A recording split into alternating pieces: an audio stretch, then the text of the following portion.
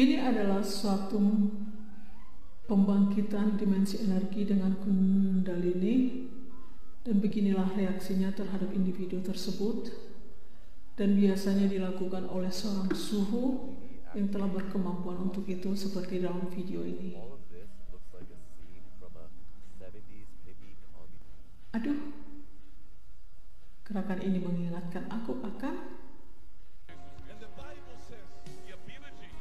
yang ini dalam gereja. Lihat, sepertinya kata-kata pendetanya dan musiknya menjadi pembangkit daripada energi ini. Dan lihatlah manifestasinya. Apakah ini suatu jamahan Roh Kudus seperti ini? Dan inilah gerakan yang tidak terkontrol itu, yang dinyatakan seperti ini, seperti kesurupan, dan malah dikatakan sebagai jamahan Roh Kudus, manifestasi Roh Kudus. Menyedihkan, bukan? Ada yang seperti ini di gereja. Ini yang bagian gerejanya. Lihat tuh, crusade bergetar begitu. Dan ini kejadiannya ini sepertinya di Indonesia, berarti gerakan tidak terkontrol, pelepasan dimensi energi dengan Kundalini.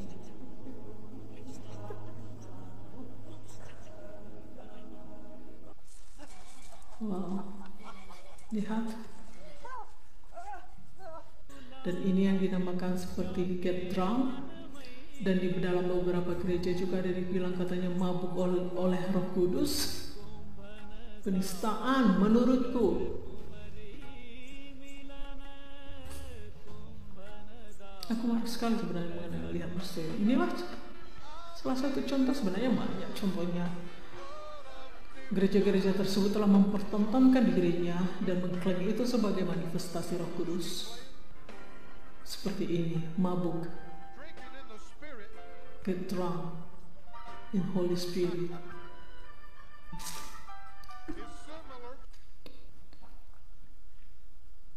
Ini adalah kejadian ini sepertinya di Indonesia, ya sangat yakin di Indonesia, tapi tidak tahu mungkin di Bali melihat ada yang berpakaian seperti dari Bali, tertawa lepas. Kundalini, it's not the Holy Spirit manifestation. Ini benar-benar penistaan kalau dinyatakan yang seperti ini pekerjaan Roh Kudus. Dan inilah mereka, aliran-aliran ini. Lihat, ini yang namanya jemaah Roh Kudus. Kamu sebagai seorang yang percaya mengklaim itu sebagai jemaah Roh Kudus.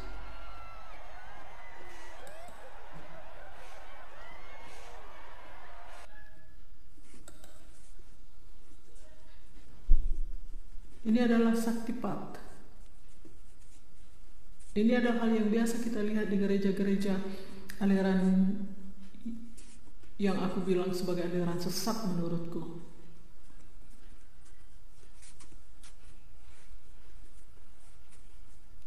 Lihat kan?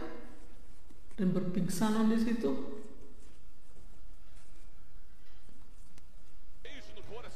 Lihat ini di gereja yang tadi itu saktipat. Ini gereja sama kan?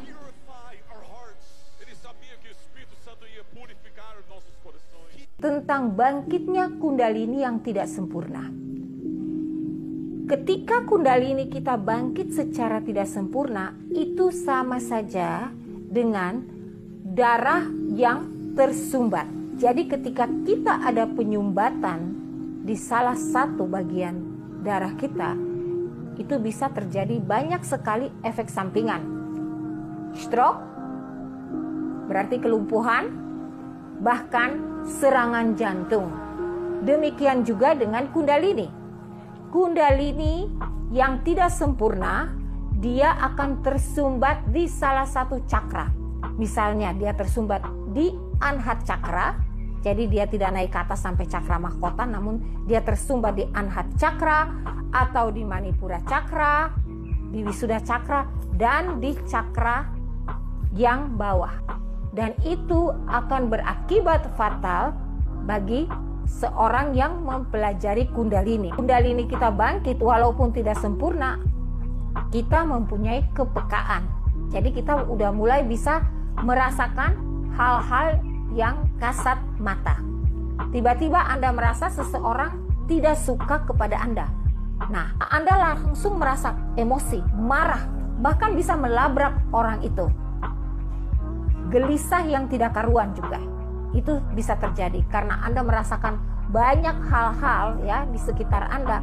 Anda merasa sangat-sangat gelisah dan tidak bisa mengendalikan kegelisahan Anda, mengakibatkan Anda bisa emosi dan berbuat hal-hal yang nekat.